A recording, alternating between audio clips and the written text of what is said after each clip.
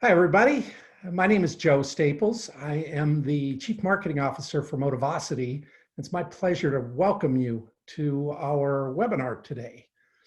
And like many of you, you attend a lot of webinars, and oftentimes the draw is the topic, and oftentimes the draw is the speaker.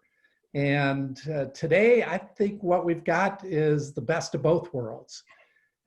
How could a webinar not be great that has the word syrupy in it? So this topic, the syrupy goodness of employee engagement, really is going to give you some great insight into what employee engagement is all about and some real practical ways that you can improve that engagement inside of your business. And then Dennis Wood. Dennis is such a great presenter and an expert on this topic. So we're super pleased to have him here with us. Dennis has been the head of people for two high growth companies. He's now the head of the human capital practice for Mercado Partners. Just a ton of experience and really brings a level of expertise to this topic that I think you're going to find really exciting.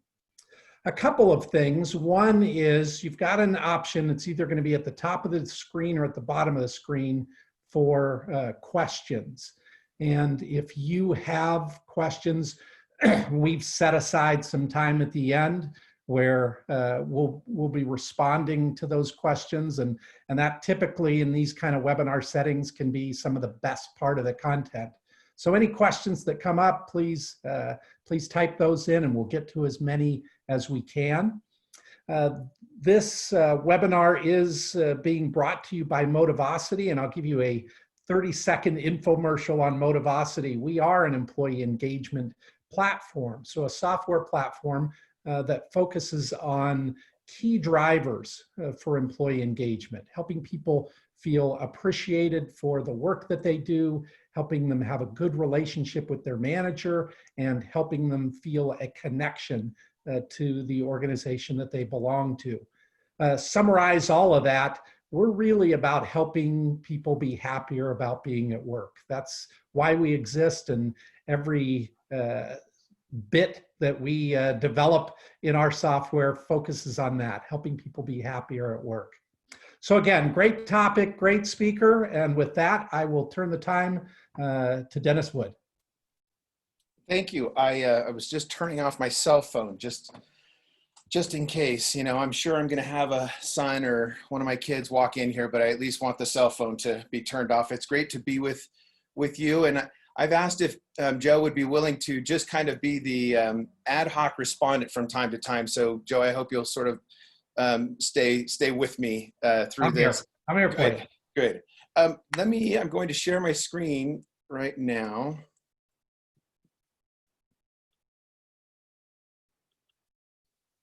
And let me start presentation mode. And Joe, just to be sure, do you see my notes or do you see the slides? We see slides. Oh, great. Okay. So yes, so let's just talk about the agenda. A few stipulations, some brief self-aggrandizement, some self-indulgent advice, and then questions. And I am just trying to be warm and a little bit funny, but I always feel like somehow implicitly it's a little bit actually true for most speakers. And so fittingly, I feel like the first slide should be me. So let me just kind of put this slide up there. This is me when I was 12 years old. I was just telling Joe before the presentation that I use this slide just because I now see this little guy as a good and cute little guy, but at the time my self-esteem just was not where it could be. And I've spoken to youth groups before, and I just feel like that's sad that we believe things about ourselves sometimes that just aren't true, especially if they're not great. I'm an INTP in terms of my personality type. And for this presentation, what that means is that I care really more about how people think than I necessarily do what they think. I care deeply about how things are expressed. And I'm incredibly particular about my use of language and that kind of thing, which can be problematic.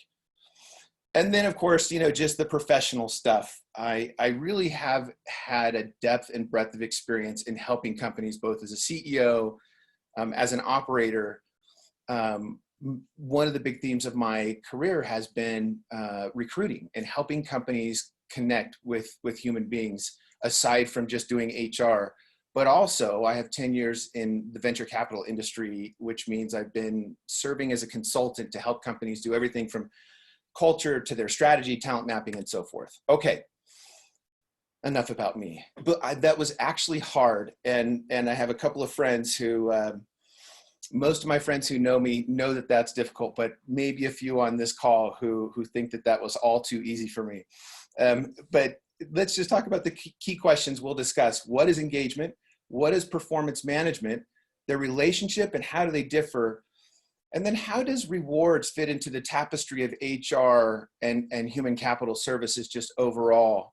And then what can we do to cause meaningful employment engagement? And I will tell you that I feel like I'm speaking to principally anyone in the C-suite or in a management role with particular responsibility in the area of human capital. It is true that even if you are, say, a director of engineering or something, and you're on this call, you have, I would say, primarily or maybe first and foremost, responsibility in connecting with human beings, which is going to be a big part of this presentation. But in my mind, I thought, okay, it's HR leaders and anyone in the C-suite who feels like they need to gain greater context about employee engagement. Okay, so let's just explore a couple of definitions. These are a few definitions that I just pulled online around engagement. And so the idea here is that engagement, I think, is especially about ensuring that the mental and emotional connection is there, that there's an interest or a willingness to do the job. When we look at the definition or definitions, and it's a little unfair that I only put the Wikipedia definition. There's a reason for it, but I'll maybe bring this up later. But it's about focusing effort and reaching goals. So I see in my world, performance management inherently has a bias around focusing, and employment engagement is more about tapping into the well and finding ways to really expand extraordinary output. I don't like these definitions of employment engagement because I feel like they don't speak to something that I care deeply about, which I'm going to talk about in a moment, what I want out of employment engagement. But Dennis, yes, I'm going to jump in here. Yes. You may regret inviting me to jump in. No. Employee engagement, it seems that term has kind of run wild. It's, Yes. Now just about everything gets lumped in there. Somebody says, hey, we do free lunch Fridays. That's our employee engagement strategy. Onboarding. Yeah, absolutely. And thrown everything in there. So how do our attendees kind of get their hands around what's really important and what's really core to that? I'm going to tell you that what you just said, that question is the essence of the Syrupy goodness. And I can't just go there quite yet, but I'm almost there. But you are absolutely right. Unfortunately, the notion of engagement gets kind of thrown into. So let me begin to answer that question. And I'll answer by asking a question of everybody here, which is, what do you want? What do you really want? It is one thing to create a menu of things that a company wants: passion, efficiency, alignment. And by the way, before I forget, passion, there's a downside to so many things that we think we want from employees. There is data that discusses that there's a tremendous downside to passion itself. Motivation and alignment is a separate issue, but intensity and passion, there's a huge downside to. But if you had to pick, your top 3 things, and I'm just throwing these out as examples, there could be plenty of other things that that as leaders we essentially want, what would they be? And I just ask you to consider that. I put engagement in here as though it were just another thing, but we're going to see here that it's, in my mind, it is not just another thing. But then the next question I'm going to ask is, what does the company want? So Joe, getting to your question, often I feel like leaders, in an effort to do their job and to execute well, or at least at par, they're doing some of these things because they're hearing about these things that other companies are doing. But why are they doing it? And we're going to explore this pyramid a little bit more here in a moment. And one of the questions I'll ask rhetorically right now, but if this were not just a pyramid, but if this graphic were the top of a spear, the head of a spear or an arrow, what would be the purpose of all of this? So we have a mission and a strategy, we have vision, etc. What would be the purpose? And one of the ways that I think about engagement, I have two doctors right now. We have a family doctor that I see when I'm sick, if I have a cold, or I have a regular prescription and I need it to be re-prescribed or whatever. And that doctor's focus, his whole world is about ensuring that, or seeing to it that when I'm sick, I am back to healthy. And so that's the optic, ensuring that the worst case scenarios kind of don't happen. And then I have another doctor who I go to that's much too expensive, but still is all about taking, someone my age and optimizing my health. I would never go to this doctor because I don't think this doctor would know what to do if I were actually sick in any way whatsoever. Because the focus of this medicine and of this doctor is all about optimizing my health and getting me to the most healthy place on a daily basis. And I think about engagement in this way, and that the science and the thinking foundationally are, even though in the same domain or similar domains, it's employees, very different in nature and in focus. But this is a quote from Dale Carnegie, who wrote How to Influence People, Win Friends and Influence People. And I believe that this is essentially true, that the only way we're able to get someone to do something is by causing them to want to do it, or if they want to do it. But I also believe that we can create a world in which they want to. They say you can lead a horse to water, but you can't make them drink, but you can salt the oats. That's a very cynical view of it. And that would be sort of a crude method, I suppose. And I agree that crude methods have sharp repercussions, but I would say even just thoughtless methods that aren't actually crude or cruel in their nature, but not thoroughly thought through. So how then can we optimize, understand motivation, and optimize employee engagement? Okay, so that's what we're going to discuss. Dennis, how about a couple of examples of thoughtless approach? Yes. So what I'm going to talk about in a bit, and I love that question, is that thoughtlessness is really, in my mind, here's what happens in most executive suites. They say, what we really need to do, they suddenly decide, and I'm going to hint at the top of the pyramid here. We just had a board meeting, and they're saying what they really want to see is, that we absolutely hit our top line revenue numbers for the next 2 quarters. That's mission critical for us. Okay, yes. Let's create like a profit sharing plan for virtually every employee in the company. If we hit our numbers, they participate or something. That's not a horrible idea. But what doesn't usually happen in that conversation, in that moment, is that the company doesn't say, now, if we did that, what could we be losing or disincentivizing at the same time? And therein lies the thoughtlessness, in my opinion. Interesting. Yeah. Yeah. So when we talk about how, and we're going to talk more about this, I have a very specific table I'm going to share with everybody. If I'm being honest, it's a very important creation to me that has been important to me as I've led over the years, and it's been a function of me studying and that kind of thing.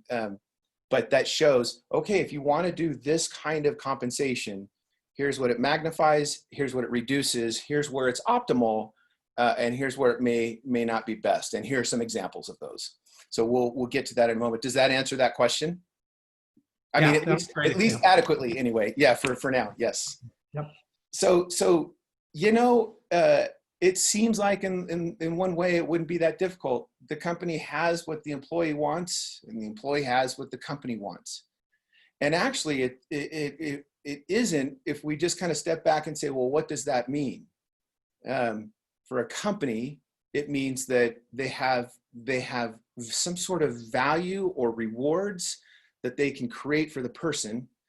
And then the person, I was just reading Love is the Killer app recently, and in there he talked about value vampires. A person needs to create more value than it costs to have them on board. And they need to be thinking in that way. If not, they're value vampires. But if the value exchange is positive for both, then you have and aligned, then you have a world where there's an opportunity for engagement. We're going to talk more about this here in a second.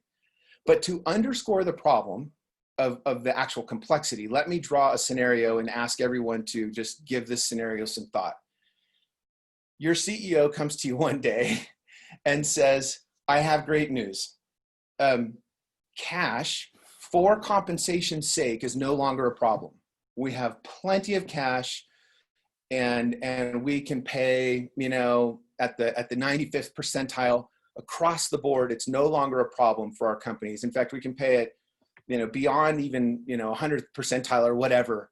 But know that cash for compensating our employees in any case will never be a problem again. And so the question I ask everyone is, if that were to happen, would that solve? I know there are a lot of HR folks in the meeting right now saying, yeah, that would be great. But if you think it through for just a little bit, would these issues be wholly solved? Think about it for a second. So now I have, let's say, a sales engineer who's earning $300,000 a year now because of this or something, and is now fully financially actualized.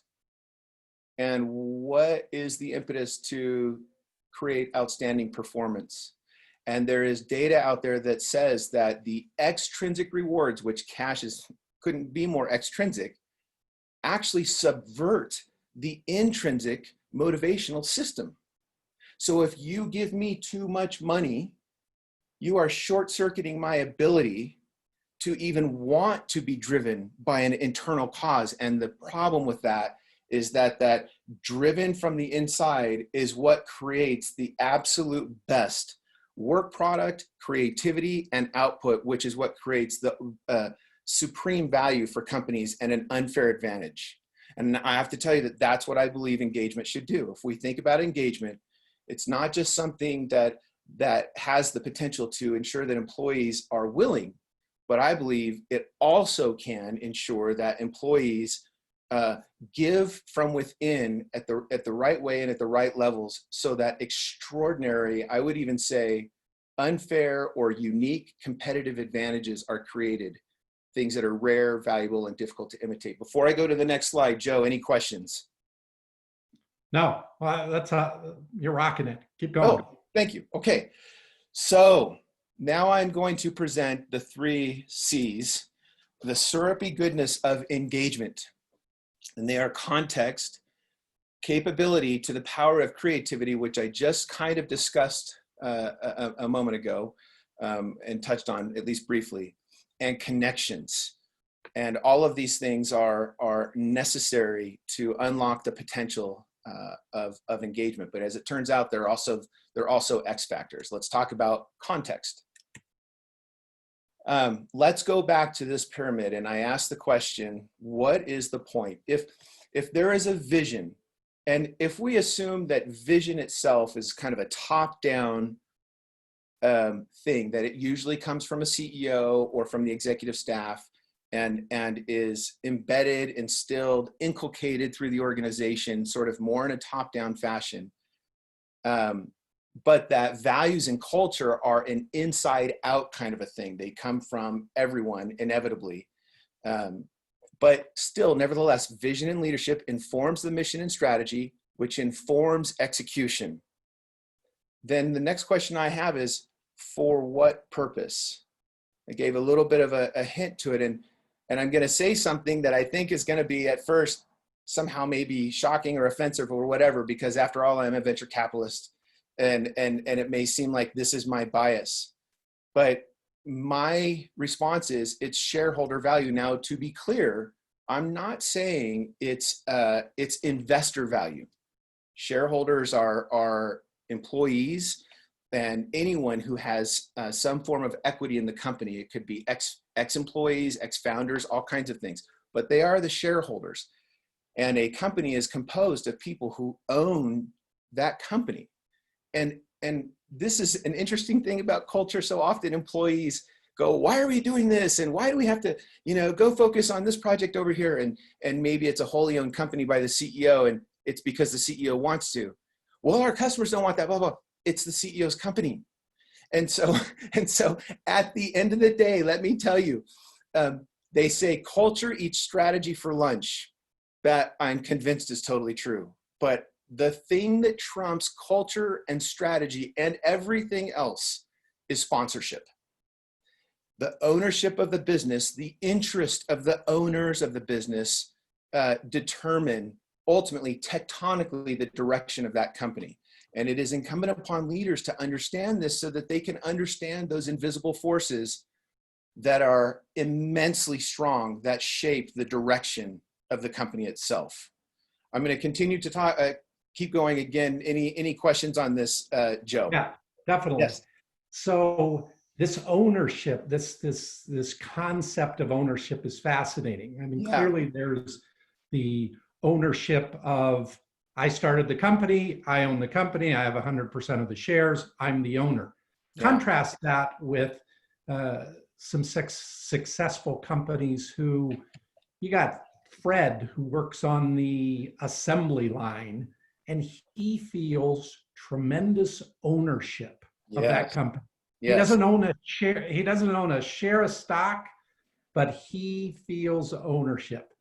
Give some insight into how you help employees get that, because the distinction of how Fred performs when he feels that sense of ownership with how Fred performs on the assembly line when he goes, not my company. Yes. It's so different and so dramatic. In a moment, we're going to talk about the forms of value that a company can offer an employee. And one of those forms is to be part of a cause, to have impact. And that inside of that is an idea of ownership. And that's what we want to tap into. What I am trying to say is that there can be a disconnect between what the owners of the business are looking for, the ownership structure. Let me give you an example. One of the companies that I have worked with heavily was principally owned by a super wealthy human being. He was a billionaire. And I just, in my experience, I know it sounds crazy, but have done some study on what matters to wealthy people. And it turns out that there's a very specific word that is of importance to people who are in the hundreds of millions or the billions. And the word is preservation. And so then there was a CEO who wanted to expand and explore and turn this business into an innovative enterprise at a cost. But preservation is about ensuring that costs don't become so exorbitant that it exceeds the cash flow from the business. So in reality, cash flow is what mattered most. And I don't mean to be bragging, but I knew this from day one of interacting with this company, that this would be ultimately what would win out. And the rest of the executive staff just believed that there was an energy that we could go do this thing. And at the end of the day, when push came to shove, the owner pulled the plug on financing for expansion because it was causing the cash flow from the business that used to be there to not only go away, but to be expensive. And that felt to him like the nest egg was no longer being preserved. And so there's capitalization tables. Sometimes we have a slew of owners. We can't know what every owner wants, but we can understand from the board and from other sources, what do in the aggregate the shareholders want? Let me give you some examples. Do we want efficiency? Do we want to optimize margins? Do we want to grow the top line? And I'll ask everyone here a question. Do you know what your board of directors would want in terms of the next incremental effort that each employee has to offer? Would they want more revenue or more margin? Fundamentally, that's a huge question. And there are lots of other questions, but even if you just knew that one thing alone, you would operate, and I'll show you here in a moment, create a culture that is distinctively different. And I know I didn't perfectly answer that question, but we're going to I promise we'll come back to it. I tell that you're going to. What's that? Yeah, good. Okay. So, environment. So now I need to escape out of this, and then we're going to go to capability, and I'm going to show this culture matrix.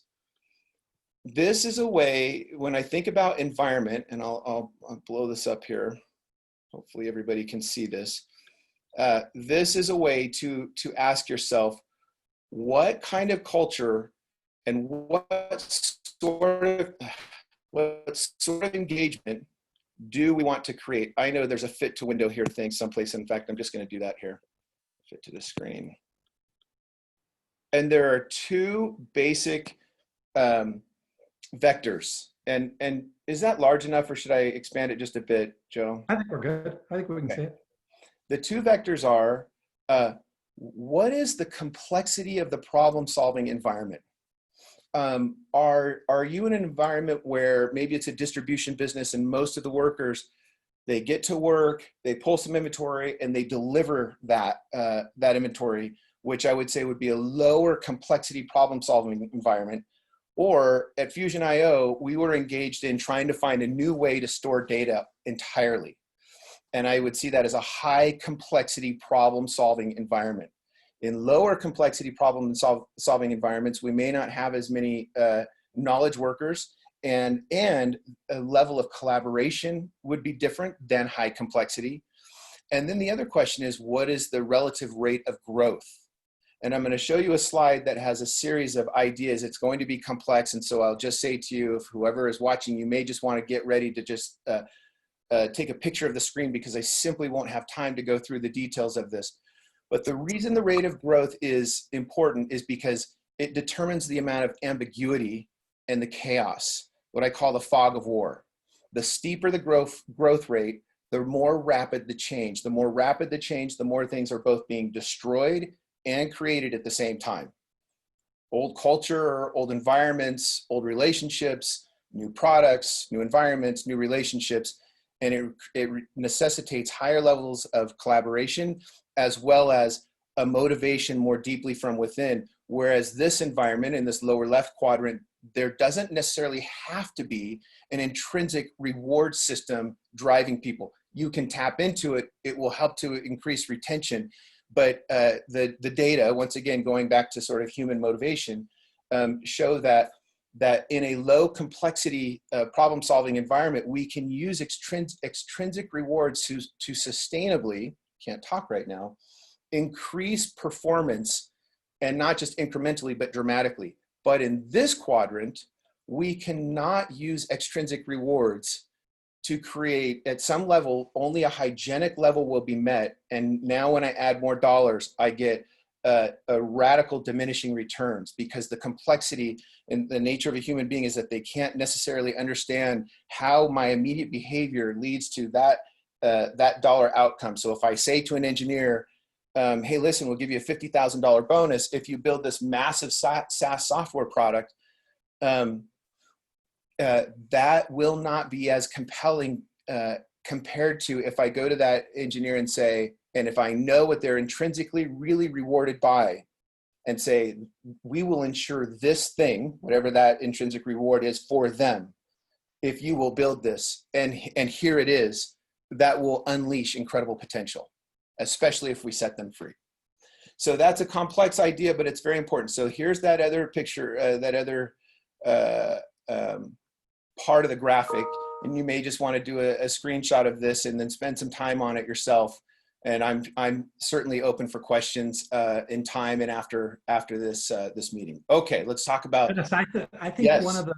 one of the most fascinating points of that kind of a matrix is if you don't understand the complexity of the problem and the rate of growth that you're in, it's really hard to hire correctly. That is absolutely right, because you don't understand the nature of the learning environment. And if we hire employees who just by functionality, let's say they're an engineer and they were an engineer in a really large company, and now you're this early stage growth company, they may understand code, and that's great, and even communication, and that's great. But the learning environment, the tacit norms that exist in those two environments are diametrically opposite to each other. And that is one of the biggest hiring mistakes that I see leaders make, especially at the early and growth stage, is that they do not hire. I'm not saying they have to hire stage specific history. They need to hire stage specific learning style. That's for sure. Learning adaptability is critical. Yep, I agree. Any additional thought to that, Joe? No, that's awesome. Thanks. That's a great point. Thank you for that. We're a good team here. I feel like this is perfect. Okay, so capability to the power of creativity. And what I mean by that is that I'm not just trying to tap into creative capability per se. I'm trying to unlock capability such that I reach the creativity that's in the capability. Because once I've reached that, I've unleashed tremendous value for the company, assuming there's alignment of interests. And this is why motivation will be so important. We'll talk about this here in a second. So capability, if I can really tap into it, especially if there's an intrinsic reward mechanism that I can tap into, we'll talk here in a moment about that, really unleashes so much potential. Okay, so it includes, we're not just talking about knowing capability, but we're trying to unhinge, and I just kind of talked about that. So now we go back to motivation and rewards. Why? Because as it turns out, motivation is highly predictive of behavior. Just before this presentation, I was trying to find a quote from the same book, How to Win Friends and Influence People, where Dale Carnegie says that motivation is more predictive of behavior than anything else. And then the other reason is because there is a tremendous connection between motivation, somebody's motivation, and success. Let me connect the dots. What we know, there are few studies, especially in an entrepreneurial environment, what leads to success. But one thing we know is that learning agility or learning adaptability, high levels of learning adaptability, and you can think about that kind of as the ability to adapt, improvise, and overcome, will lead to more success in an entrepreneurial kind of environment than anything else that we seem to be able to find right now. IQ is another factor, but learning agility. But in a time of drastic change, it's the learners who inherit the future. The more radical the change, the more knowledge itself isn't critical as much as the ability to obtain knowledge. So what drives learning agility? And one of the key answers to that is motivation or interest. It's not just passion, as in being a passionate person, but being very deeply and intrinsically interested in that thing. Motivation is both necessary for all learning. Where there is no motivation, there is no learning. And it is the X factor for learning. Where there are high levels of motivation, there is exceptional and rapid learning that can take place. So with that kind of said, let's talk about all of the rewards that a company can offer an employee. And this is the taxonomy that we use at Traverse at Mercado in helping to think about this. So there's remunerative and non-remunerative. I think the remunerative are kind of easy to understand. You have a salary. I could just simply say cash and non-cash, But you're going to see here in a moment that some of the key dimensions or aspects of compensation, if we apply those filters or those aspects, really don't inform, cash versus non-cash. But when we think about it in terms of base salary, individual variable, team variable, benefits, and equity, when we apply these filters here in a moment, we see a tremendous illumination of how to think about them and when to use them. And then there's non-remunerative. And so these are more intrinsic reward related. So the intrinsic rewards, kind of universally: autonomy, mastery, relatedness, and purpose. Now, I'm not using those words here for a reason, because that's the taxonomy of human motivation. We are talking about what companies have to offer an individual. But if you think about those things: autonomy, mastery, relatedness, and purpose. And now we go to impact and cause. So purpose.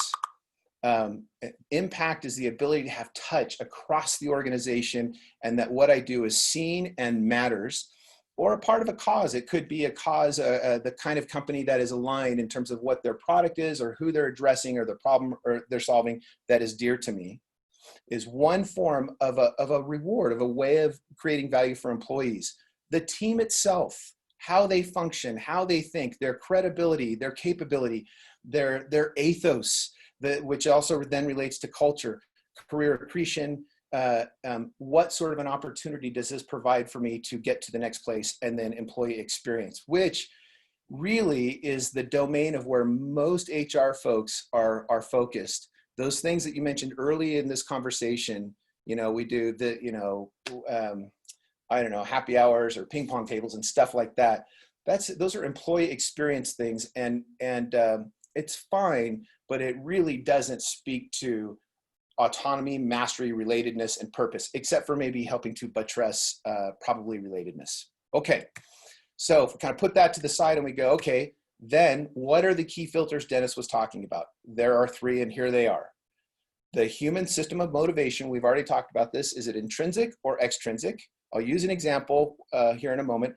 And then the speed of delivery, is it immediate or is it delayed? If you look at some of these things, you look at stock options, we'll use that as our example. That is a delayed form of compensation. And where compensation is delayed, it is better for those large problem-solving complex environments, and not as appropriate for the less complex problem-solving environments in the lower left quadrant. And then finally, a connection to individual performance. In other words, if I do something that creates value, do I get a specific reward for that, such as a commission? That's very direct. We look at stock options or benefits, that is indirect, and it doesn't necessarily cause me to increase my performance. So we look at these two optics as being the key tenets of what we call intentional compensation. But let's just use equity for a moment and do this. Generally, a thinking by CEOs would be, if I give away some equity, some ownership of the company, some shares, let's just refer to it as, then I'm going to get a deeper commitment from my employees. Let's just think about it for a second. Is it intrinsic or extrinsic? It's extrinsic. What form of compensation taps into that deeper sense? Intrinsic. Is the speed of delivery immediate or delayed? It's delayed, and that's actually good because we want them to have a longer time horizon in terms of problem solving and thinking and so forth. And then what about connection to individual performance? Is it direct or indirect? It's indirect. I get those stock options as long as I'm there and I don't get fired, I receive them. And if we have a liquidity event, I get to have the money. So then is our stock options really a great way to ensure that employees are thinking about or wanting to dig from within and problem solve very deeply for the long term. There are other things, longer term bonuses and so forth that might even be more appropriate than stock options. Okay. Hey, Dennis, So, yes. Can we pause for just a second with Yes. a question? Can you go back to the last slide? Yeah. So the question, it came from Gareth, one of the attendees. What influences the weighting of these different factors that constitute forms of employer value? Okay. In the absence of having our team with a company who's been doing research on this, and not just research, but also working with companies and building a database about this question, I would say your very best judgment, honestly, and accessing study motivation, study compensation beyond what else is such and such a company doing. Because if you are in the lower left-hand quadrant and you think that that's where you are and you're trying to do, let's say, what Pluralsight and Domo does, not only will it be too expensive, but that will not generate the outcomes that your business with its environment necessitates. But yeah, it's a great question because these are the principles that drive, these are the sort of the truths that surround that world, but without a data set, then you're going to have to just use yours and the executive team judgment. But another way to do it is to begin polling your employees around these things. And Dennis, how do you believe that it's kind of, you can define that across the organization, or is it yes, good more question. individualized to each employee that you're dealing with? Rob Lifford told me that at the beginning of this presentation that I needed to stipulate that these things are true, barring the sales organization. And, which he was saying mostly tongue in cheek, but it's also true. But I think about these things from team to team, because every team exists in a different place in that quadrant system. And what I need from one team in terms of outcomes and the application of this filter is different than what I need from another team. So yes, and there are more factors like, to what extent does compensation parity in your organization matter? To what extent does managing cash matter? So that will also drive it. So we can't just look at any of these issues independently. But I fear that what happens most of the time, and here for me is this is, I know this is going to sound arrogant, but this is my gift to the audience right here. Because I fear that this thought process of what is reduced with certain forms of compensation and where it is optimally used is not given much attention to by executive teams, because they simply just don't know what the data say about this. And so I'm not going to review this in detail, but I'll use an example. If you think about Facebook, or a lot of the large Silicon Valley companies that are out there, I've been to their campuses, to Google, to Facebook, and so forth. So fascinating. Everything you would never need to leave those campuses, at least in theory. They have pet grooming stores. They look like you're walking through a mall, and everything you could need for free or wildly discounted for the employees is all just like right there. There's soccer fields, volleyball courts, you name it. And why? It is because they need employees to contribute from that upper right-hand quadrant, which means they have to deeply tap into the intrinsic reward system to get that collaborative creativity from their employees. And to tap into that, I am potentially giving something up. There's a danger to that.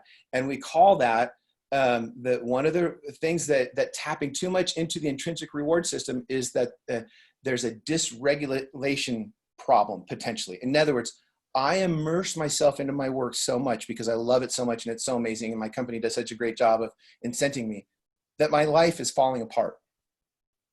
And so they buttress that. So just spend some time with this, and I believe that it will help you as you're thinking through what is the best way to reward, or at least it will help you to think of that may not be the best way, because usually the thing that the CEO thinks of, in a snap moment, might not be the best one. Okay, finally, connection is the key. And why? Because if you exist in that upper right-hand quadrant, which is principally where my world is, then the amino acid to that is relationships. This is a quote from Deloitte.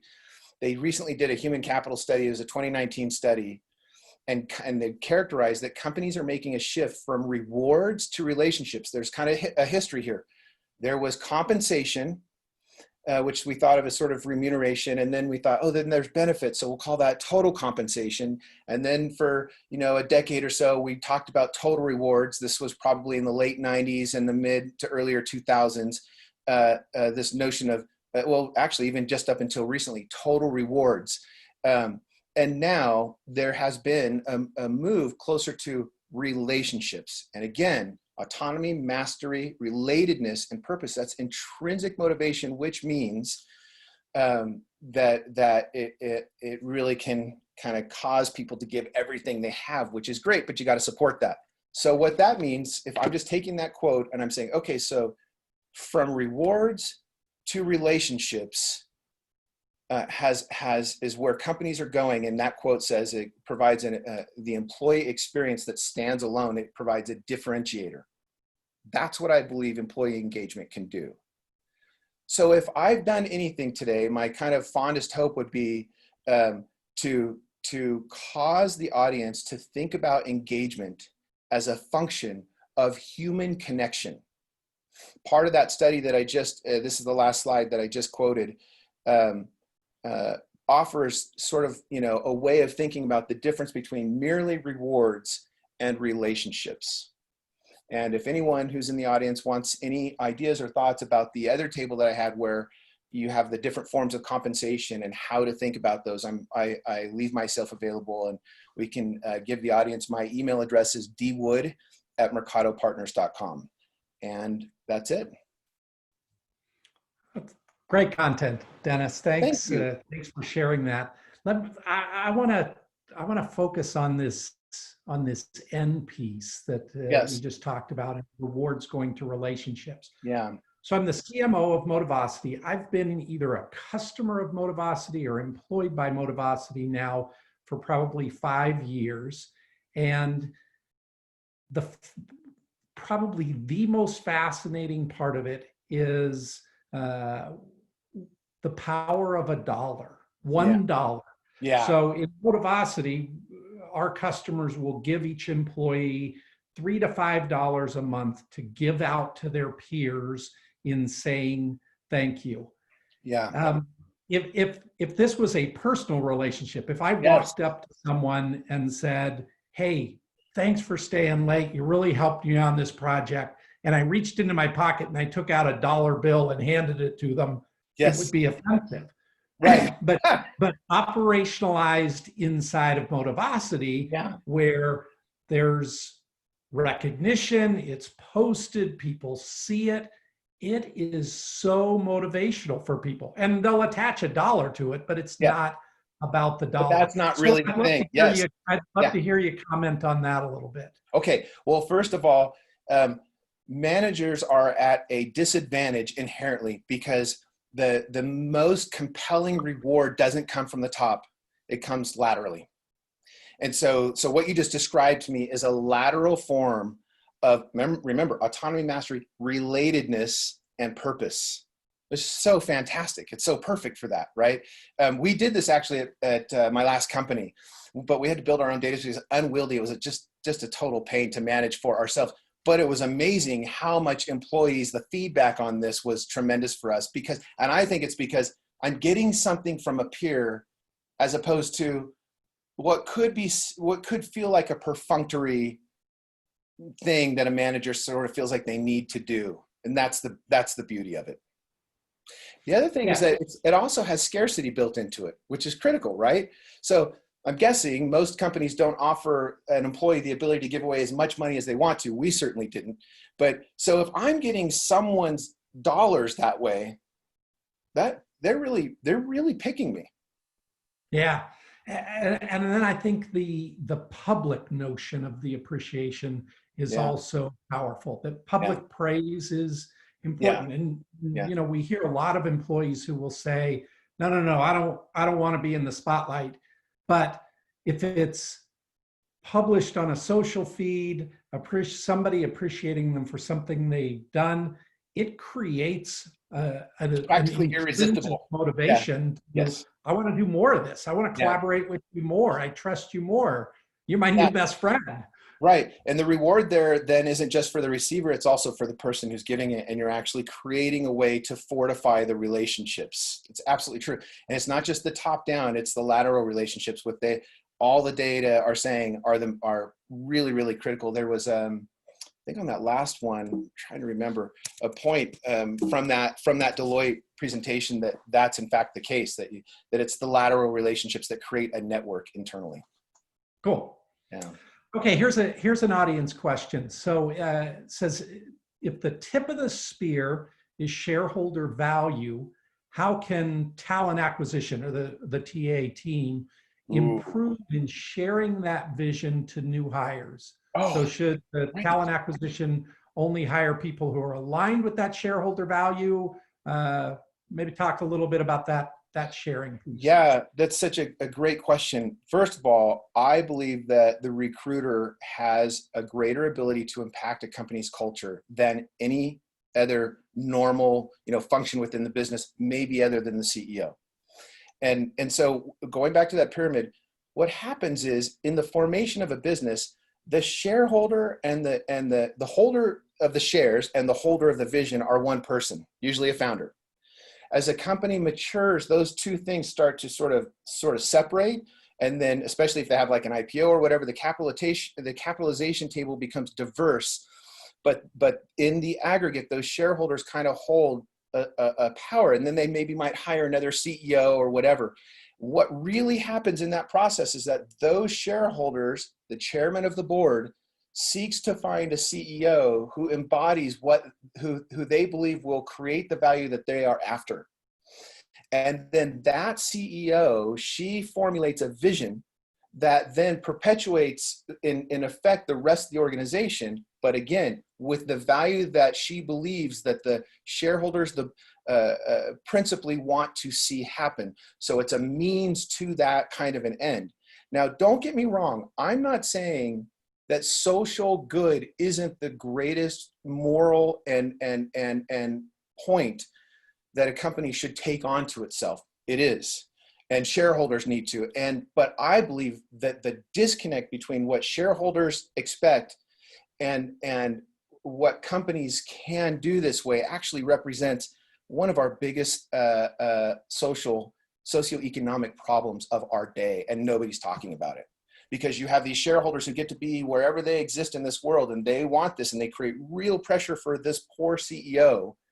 And it's a lonely place to be in between that and the rest of the stakeholders of the business, with that being the driving force. It's really gnarly. Recruiters can get close to the CEO, understand the strategy of the business and what the shareholders really want. If we're public, they probably want more margin, mixture of sustained margin and revenue growth. But if you're an early to growth stage business, they probably want revenue, and they can think about margin later, especially if it's a software company. So is the primary job of that recruiter to filter applicants for a good match, or to share I think it's to find a good match mostly. I don't think it's so much to share that, although that if they can, that's amazing. But the stage appropriateness idea that I offered earlier will really help to solve a lot of this. When we find, and we're in a company that's 2 years old and it's growing like crazy, we only have 50 employees, and we go, oh my gosh, this person's been with Oracle for the last decade, just doing this thing that seems really sexy, and it might be, and they may be perfect if their learning adaptability style really is consistent, but probably they've learned a way of thinking about problems that is not what's the word, compatible with this environment. And so we call that kind of falling in love with resume cachet. Just have to be really careful with that. Stage appropriateness is a very big deal. Yeah, such a good point. Yeah. Just a reminder for people, you've got a question tab. It may say Q&A or it may say questions. Type those in there. We've got time for a couple more. This one, Dennis, talks about, you've talked about some things today, syrupy goodness. Let's even start with that. If you think of most CEOs, they struggle with touchy-feely, soft, let's help our employees be happy, syrupy goodness. And they're much more driven by numbers, data, bottom line. How do you engage the C-suite? How do you engage the C-suite in the concept of accomplishing this? I believe first of all, what's interesting is if you said, who is less touchy-feely, the CEO or mid-level managers? I'd say mid-level managers all day long, because they are usually selected to be mid-level managers initially because of their ability to be producers. And producers are very cerebral, tactical kind of a thing. And now they're going to apply that kind of thing to people. And people really are emotional creatures. Every last one of us are, But still, the question is, how do we step to the CEO's side? If we kind of internalize that pyramid and we realize that what we do is a function of her vision, which is an effort to try to create value for the people she reports to. When we use language, we don't just have to say it that way, but that demonstrates that we get that. We will find that our CEOs will open up to us tremendously. When HR leaders are offering solutions and it demonstrates to the CEO that it is out of context that way, that I believe is foundationally how CEOs and leaders of HR find themselves at odds with each other. Because the CEO is principally concerned with seizing upside. And HR, by definition, has to think about reducing risk. And it feels like that effort to reduce risk is out of context of this pyramid. So if you can show where it fits in that pyramid, if you can use a language to implicitly describe it within some framework of strategy and what our CEO is trying to do for the shareholders' sake, in my experience, we find CEOs who look at us kind of funny and go, keep talking. What are you saying now? So I really believe that's a really important key, is context, their context, the CEO's context, which we grow up in this discipline of HR, usually more as administrators than we do as strategists or as salespeople or as CEOs, right? And so we just have to figure out a way to understand what is driving them. And that model, I believe, is can be a bit of this is a little aggrandizing, it's very aggrandizing, a Rosetta Stone for that. Okay, good. Last question. Now, we're gonna hurry. We're gonna get 2 questions in here. One is around, we've heard as we talk to primarily HR leaders in our customer base, concepts around what can be termed a counterfeit culture. Yeah. Where sometimes they will, they're losing talent, or they're losing as they're trying to attract new talent to companies that have gaming stations. We talked a little bit about this, nap rooms, all these perks, and those companies create this counterfeit culture that everybody's engaged. How do you break free from that? How do you not just fall into the trap of going, okay, they have 2 gaming stations, I guess to compete, we better have 3 gaming stations? I have a group of HR folks that I stay close to, and we interact with each other. And one of those HR leaders has a CEO who is challenged by this very problem. And I will tell you that I'm writing an article right now called Killing Culture. And the number one way for a CEO or for the executive staff to kill their culture is to pretend that all of the window dressing is emblematic of the amazingness that's underneath. But to be inconsistent is the way to just take the wind out of the sails of your employees all at once. But the question that you're asking is essentially, how do you cause your leaders to start acting like leaders? It's not an easy answer. It's a tough one, but there are some answers. But again, go to that pyramid. Start with sponsorship. Follow the sponsorship to find ways to help address that problem. Awesome. Okay, last one, and then we're right at the top of the hour. One on this topic. Give them your best gem. your best piece of advice to an audience filled with people who are running talent and people and HR practices? I'll just say one word: love. Contextualized love. I really feel that way. Yeah. Nice. Cool. Well, Dennis, this has been great. Awesome content. Really, really powerful stuff. Thank you. For our audience participants, look for an email from us. We'll include Dennis's contact information. We'll also include a link to the recording of the webinar if you want to share it with others. But again, Dennis, thanks so much for your time Thank and you so for much, joining Jeff. us today. It was And great. thanks to everybody. Bye-bye. Have a great day.